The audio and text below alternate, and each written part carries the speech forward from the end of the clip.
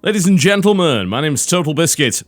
You know, it's been a long time since we first introduced you to SMITE. Ages ago, in fact. The first thing I ever did on SMITE was in 2011. I had an interview with them, and I played it pre-alpha. I recall the story. Maybe my proudest gaming moment. Me and my cameraman versus 5 press guys, and we won. Took about 50 minutes to do the winning, but, you know, you get the point. And of course, an alpha version of the game. And how things have changed over the last couple of years, and finally SMITE is actually out, so this is probably going to be my final video ever on this game. But it is one of those rare titles that we got to cover from its very inception all the way through to launch, and I've done a few videos over the course of the time, because honestly, it's a pretty good Dota-style game. They've even fixed Ra. He looks a little less like a chicken, although not entirely. He's still a little bit chicken-esque. I've got to give him the credit for that. Man, the UI has changed a lot, as it has pretty much everything on a graphical standpoint, but outside of that, the game acts very much in the same way that it used to.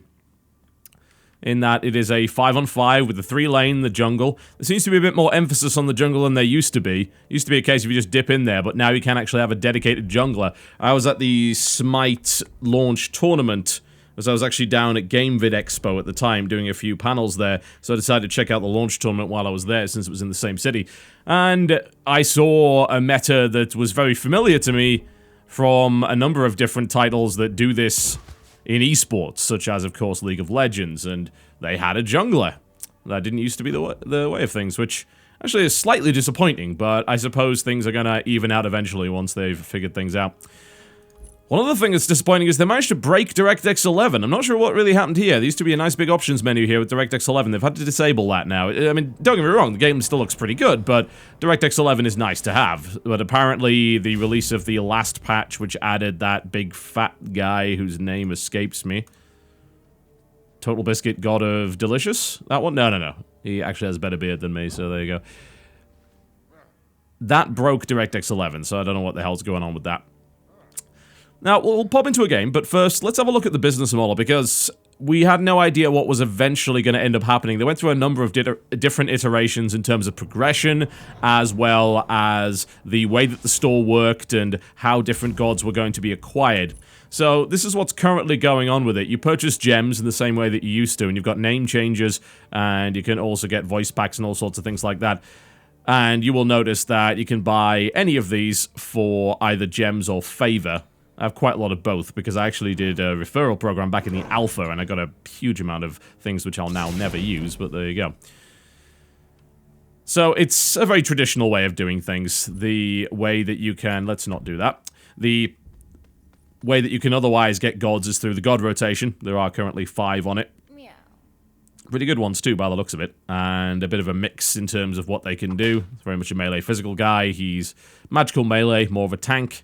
And then you've got your magical ranged mage, as well as sort of hunter role, which, if you don't know what a hunter is, you can probably compare it to the role of an AD carry or so-called marksman in League of Legends.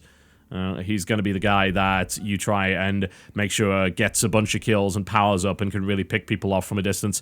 So, you know, he's not too shabby. But you can still get the Ultimate God Pack. Now, this is where the business model really differs from League of Legends, in the sense that for $30 you get all current and future gods. That's what it's promising right here. It even gives you favor back if you've already bought some, which is extremely generous, actually. And I'm rather surprised that they even do that. But yeah, $30 gets you all the current gods, of which there are a lot. And the last time I played this, there were maybe half of these. I mean, I don't recognize half of these guys. I don't know what they're doing. And then you've got your future gods coming in as well.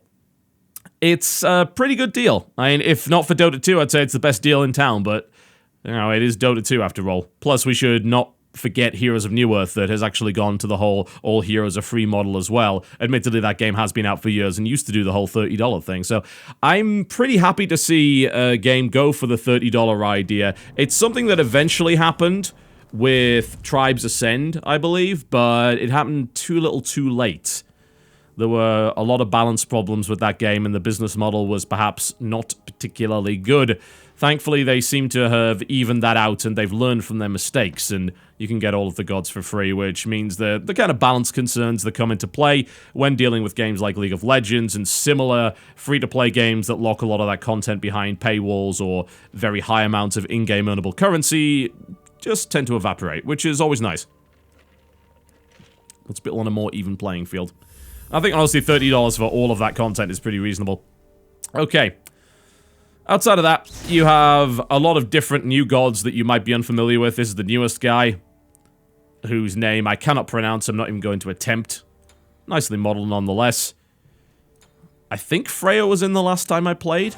There's a possibility, but Geb certainly wasn't.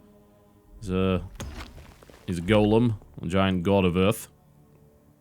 Hunbats was not. I believe they also have a god of bees now, so I've been told. What's his name? Oh yes, Armuzan Karb, the god of bees. Because why not? I wouldn't say they've been scraping the bottom of the barrel, but they certainly did look for some rather interesting stuff beyond what you otherwise would have expected. And, you know, I do think that having gods as your basis for character design is a really good idea, because you've got a lot of room for interpretation, as well as interesting backstory that's already written for you. And then, of course, you can have the lore really determined by the actual lore of the god, the mythology behind them, instead of having to make up your own stuff. It also means you can really theme the god, and you don't have to think too much about that theme either. Now, if you think about the god of bees, probably, I would imagine, some of his abilities are going to involve bees. Yes, indeed they do. Bees is, in fact, the passive. Because why not? There's a hive of bees, a swarm of bees, honey, and a stinger. You know, it writes itself, pretty much. Aphrodite's similar, loving embrace, kiss, back off, lovebirds, undying love. And you can really theme the god quite easily based on its lore. And you know what? I think that does actually give a much stronger sense of character than most games in this genre. I do feel, although games like LoL have been getting better at it, that certainly early on they said, right, we need these archetypes, let's build the archetypes to, let's actually build the characters to fit the archetype, instead of the other way around. So, I actually do approve of the way SMITE does things. I think that Pantheons of Gods is a really strong way of doing it. Alright, well, you've seen that. There's a bunch of other nice things you can do. They've put a character builder into the game now, so you can actually load in your own sets of profiles and things like that, which is good. You can go and look on community websites. Indeed, you've got all of this. You know, I can go on SmiteFire right here and launch a browser, which will pop over there, load in a character thing, make sure that's all locked in, and I can just have it auto-load when I go in the first place. This is really helpful for those who don't want to worry too much about remembering character builds, because you can save it all in here, and the interface is actually pretty slick as well. You can change the order in which auto-acquire is on. I'm going to be honest, I still play with auto-buy, I still play with auto-level, because I just haven't played enough of SMITE in general to be able to keep up with what's going on. I'm still trying to relearn everybody now. I don't even recognize half of the gods in the game since I last played it. So, it's decent enough. I mean, some of the stuff isn't very good, honestly, but if you're going to play just a fairly generic role, you're probably okay with this. Alright. Outside of that, you have SMITE TV, so you can check out various streams and things like that. It's directly in-game as well, which is actually kind of slick. I do approve of that. So there you go. That's cool. Yeah. It's nice to be able to watch that kind of stuff in-game. I approve of that. It's also cool that Hi-Rez are actually supporting their streamers as well. Okay, so let's play a little bit and come to our conclusions. This will probably be the final SMITE video I ever make. I might put it in the background of the mailbox because it is kind of fun. Currently, they've got a bunch of different modes available. They were always pretty good at this, actually, and they have made it even more ridiculous now. Joust is available in a 3v3 format, which this sounds like a good idea, because I'm going to be honest, 5v5 Joust can be a bit ugly. I believe the SMITE launch special right now is a 5v5 Joust, but it gives you access to all the gods while this is open, so that's pretty cool. I'm going to join this queue here. I know how this works. Can I close this? Yeah, thank you. There we go. There we go. I know how Joust works. Although it actually has jungles in it now, so that's a little bit of a change.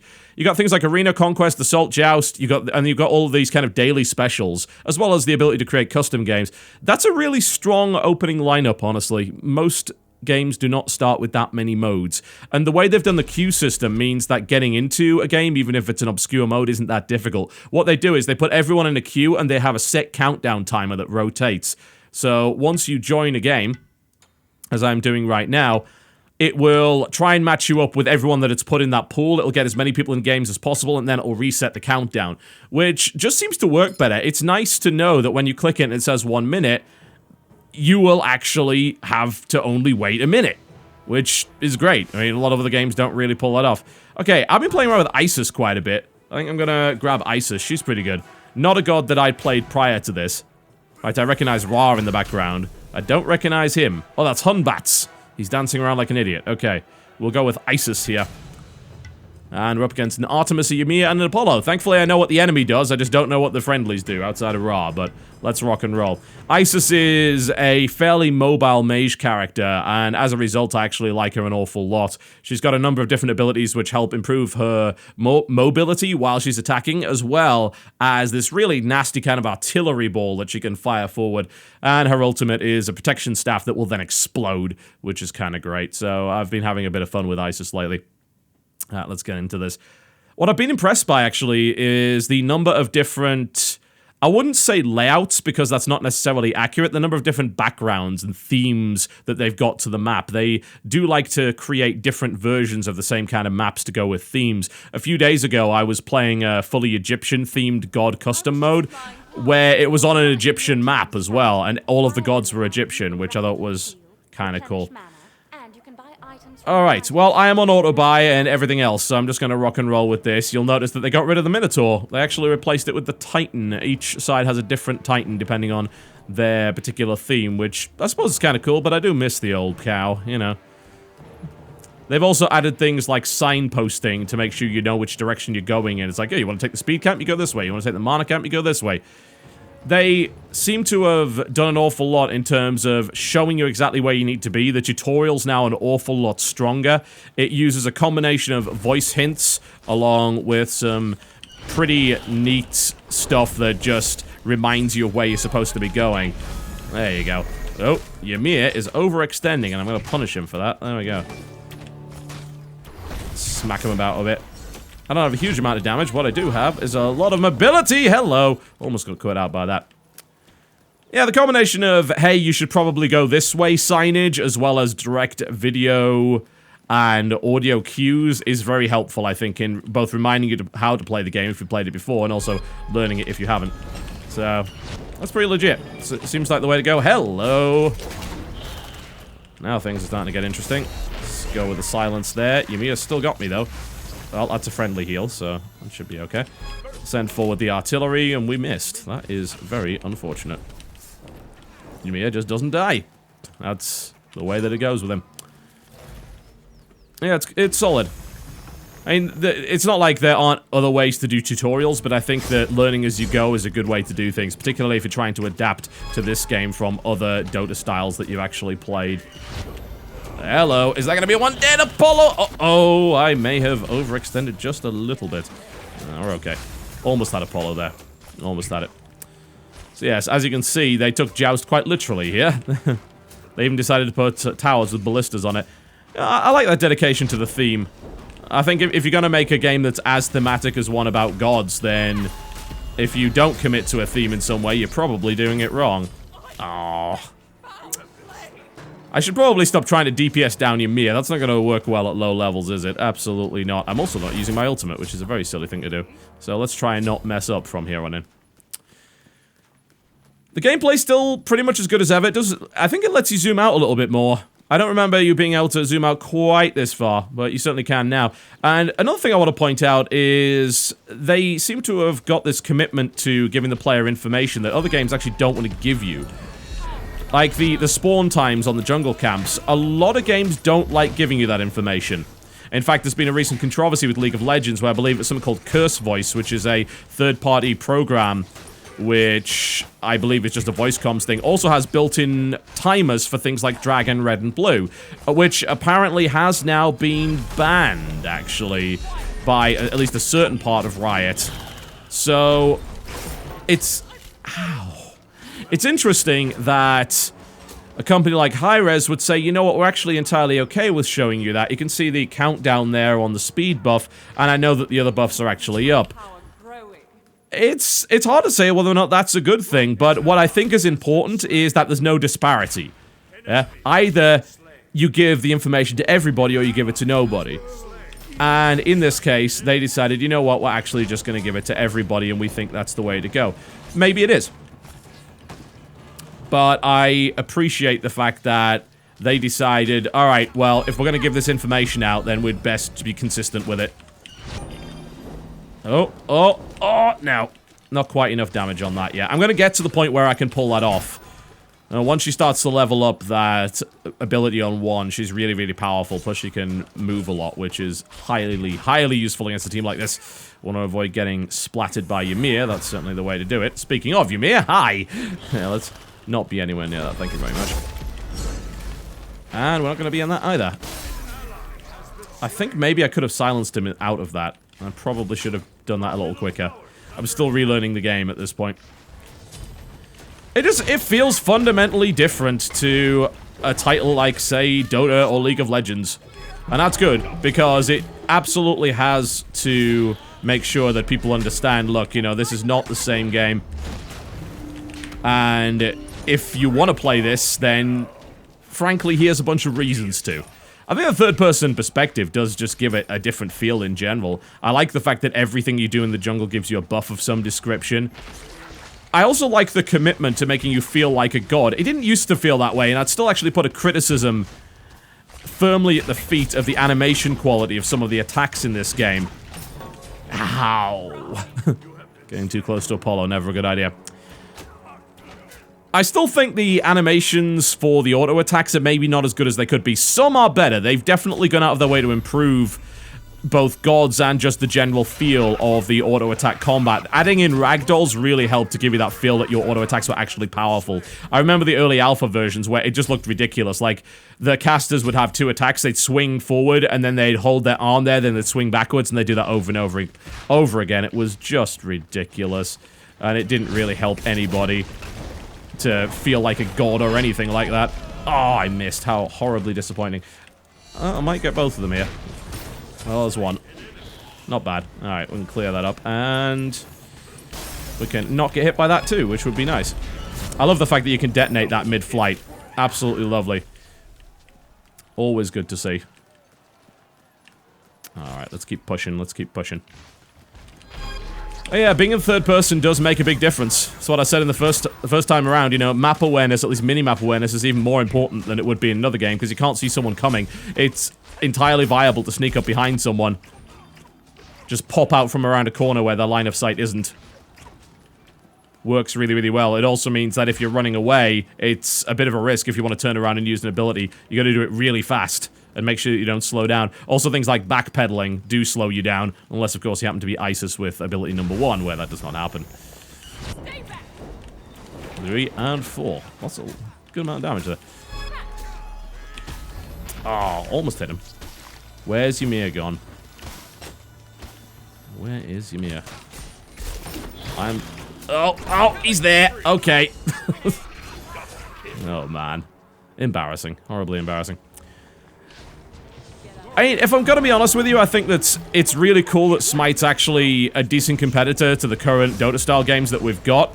I think it's sufficiently different to stand on its own and not really have to worry too much about the other games, because it does feel different. Fundamentally, a lot of the mechanics are the same.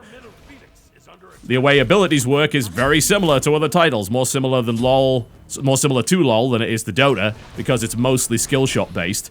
And indeed, you know, there are similar problems to the skill shot style system, as we discussed the last time around, where the case is that skill shots are probably going to be fairly similar to each other. You know, there's not much you can do outside of cone, weird shape, line, and aura. You know, those are kind of the skill shots that you can do, and most of them are pretty much that in one way or the other. But I give them credit with stuff like Isis, like, oh, well, how about we do 4 skill shots, one after another, and we allow you to move faster while you do them. Or how about we do a slower kind of line projectile that actually, oh, Christ. There you go, have some of that. That actually allows you, there we go, that's what I'm talking about. I'm sorry, I'm getting distracted by the murder. that actually allows you to detonate it mid-flight and things like that. So yeah, they've actually managed to stay reasonably creative, although I think in terms of hero homogenization, it's probably the weakest of the big three. There are a decent number of heroes that do similar things, and I think it is just because everything's a skill shot that is possible. In other titles, even League of Legends doesn't do everything as a skill shot. So that is worth bearing in mind. But with a strong variety of modes, a fair business model if you purchase the... That was incredibly dumb. Why did I do that? If you purchase the $30 God Pack. And what's otherwise just a really solid game with a nice art style. They've improved that significantly. Both the background detail as well as what they've done on the redesign of some of the gods is fantastic. You know, Hell used to look ridiculous. Ra used to look ridiculous. Bastet used to look pretty silly, and they redesigned her completely. I appreciate the dedication to that, and as much as I would kind of rag on some of the auto-attack animations, some of the flavor animations that they've got going are actually really, really good. Like, the win and loss animations for each god are surprisingly detailed, and they've got an awful lot of character to them. Some people would complain that they don't take the whole god thing seriously, and that they seem to really enjoy messing with the gods, and kind of turning them into parodies themselves. I think that's good. Well, it's good to have a laugh at that kind of thing. It adds a nice spin on various mythological figures, and it really makes the game into high-res own, which is something that could have very easily not happened when you're working with existing source material. Alright. Okay. Are we going to continue pushing onwards? I could probably... I don't know. I don't drain mana that fast. I don't even know if I need the mana count, but I might as well try and take it out anyway. There we go. And thankfully I can take this out pretty easily. It's really solid. Like, I don't see a reason not to at least give SMITE a bash. I think that it's great that they avoided the progression systems of certain other titles, namely LoL, that actually allow you to kind of acquire power over time in terms of things like runes. I'm really happy that they didn't do that, because I think, honestly, that it's nice to have a game where you're all kind of on an even playing field from the start. I think that's a really good thing to do. They have something called Mastery Level. All that really does is unlock different skins for you, as well as different icons. And what you do is you play with a certain god a certain number of times, you earn worshippers, you gain Mastery Level, and it's also a way that they do the ranking system as well. They only allow you into League play if you've got like 14 gods up to a certain Mastery Level, which is good, because that means that anyone playing in that level clearly knows what they're doing. Whereas, you know, if you're playing ranked play in League of Legends, just getting to rank 30 is not that hard. You could still not know the game. I feel if you've got 14 gods to that level, you're probably at least competent. It's not 100% accurate, certainly, but I definitely think that... Uh-oh. This could get ugly. I definitely think that this system is better, certainly, than the stuff that we've seen in the past with other games. And I am going to get horribly murdered, aren't I? Let's try and speed out of this. Nope. Gave him the schlip, see? Nah. Sorry, I've been playing a little bit too much Awesome Naught. It's really cool that we have a market where there are a number of different viable titles that take the same idea and put their own little spin on it. And SMITE is one of those. A bit more serious than Awesome Naughts, maybe a bit less serious than Dota. And the third-person gimmick, it really helps. You know, it's good. It's a lot of fun to play in third person. It makes it feel a little bit more like an action game, even though it isn't, and it puts this big emphasis on aiming, which I definitely appreciate. Kill the Ymir before he kills me. Put down that protection thingy. Well, I think we came out fairly well there. If I do have one complaint, it would be the fact that if you are looking for a game that has a faster playtime, this game does not. And if you play arena mode, yes. If you play something like Joust, even that can drag on, especially the 5-on-5 variants. And your standard conquest modes, they're still going to last about as long as a League or a Dota game. If you want something shorter, you probably want to be looking at... I'd say Heroes of the Storm, honestly, because even Awesome Naughts matches can drag on. Certainly something that I think only Heroes has really come up with a decent solution to up to this point. But if you're not concerned about the match length, then SMITE's a lot of fun to play. To address, I would certainly like to bring up one concern, and that's the fact that Hi-Rez kind of abandoned Tribes. And I hate the fact that they did. Because I loved Tribes. I thought Tribes was fantastic. It was one of my favorite FPS for the longest time. And they basically abandoned it. And I don't expect games to be supported forever, nor do I expect games to be run at a loss. But I just always have this feeling that Hi-Rez is maybe taking on a little bit more than they can chew. The fact that they're already working on Global Agenda 2, the fact that Global Agenda kind of went to hell when they released SMITE, not SMITE, sorry, when they released Tribes, and then Tribes went to hell when they started focusing on SMITE. You know, they are basically a large premium indie company, and that's something that you have to bear in mind. You cannot necessarily... Oh, I almost had him. Oh, I might still have him. One more shot. Ah, no. Let's get the hell out of the way. I'm trying my best. It's not working. We're going this way. Silence on here. They're still an independent developer, and they still only have limited numbers of staff, even if they have more money than your standard indie does. And I think that they need to consider that, and I certainly hope that SMITE doesn't go that way. I think it's too successful to go that way, and I think maybe they've learned some lessons, but... I do not blame anyone that's once bitten, twice shy when it comes to dealing with a company like Hi-Rez. It sucks because all of their ideas are good, and there's always like that time when their game is awesome, and you're like, yeah, I love these guys. And I had that feeling with Tribes as well, and then of course, Tribes basically went to hell. There are a number of things they could have done to stop that from happening, and they didn't. I still feel they're a fairly young company trying to learn things, but I hope that SMITE is really third time's a charm for them. I certainly don't blame anyone that doesn't want to invest money in the game, though, based on what's happened previously, and just kind of wants to wait and see. That said, SMITE has been around since early 2012, and is still going pretty strong. It has a good player base, it seems to get regular updates, and the competitive scene is actually starting to flourish for this title, which is kind of cool, really. Didn't necessarily think that it would, but it is, so that's great. And I'm happy that that's happening. And I'm sure an awful lot of pro gamers are as well. Always nice to have other options. There we go. Alright, revenge! Certainly a dish best served cold. I'm gonna get it. She's fast. She's fast. Oh, never mind. Alright, do we push hard? Maybe, maybe not. I'm gonna finish the rest of this game. SMITE's fun. I'm gonna be playing a bunch more of it. I don't think I'll be playing Conquest, you know, I've had my fill of that, but playing modes like Joust and Arena, still very fun. It kind of gives you that Dota-light experience that you can play in a little bit less time and still have a bunch of fun. It's the same reason I like Dominion in League of Legends. And I think that the modes in Christ on a Bike, which is probably going to be the next update for this, by the way, when they bring in the Jesus character. If they give him a bike, that'll be brilliant. They're not actually doing that. I'm misleading people because I'm a horrible person. Ugh. I think that this game's a lot of fun, honestly. And it's worth trying out. It's worth playing.